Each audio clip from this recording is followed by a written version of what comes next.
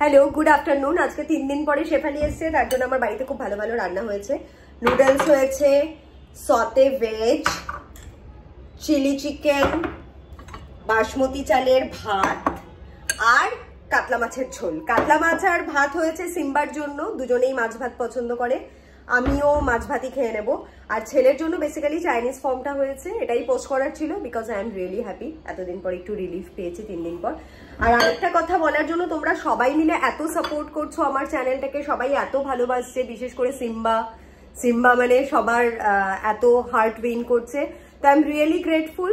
আর তোমরা প্লিজ পারলে আমার ইনস্টাগ্রাম প্রোফাইলটাও ফলো করে দিও। আমার দুটো প্রোফাইল আছে, দুটোই মেটা ভেরিফাইড, একটা আধ্যাবি আর একটা সুবর্ণা অধিকারী নামে। সরি, আধ্যাবিটা এখনো মেটা ভেরিফাইড হয়নি, তো প্লিজ ডু ফলো, কেননা ওখানে অনেক ছোট ছোট র্যান্ডামলি আমি স্টোরি পোস্ট করতে থাকি।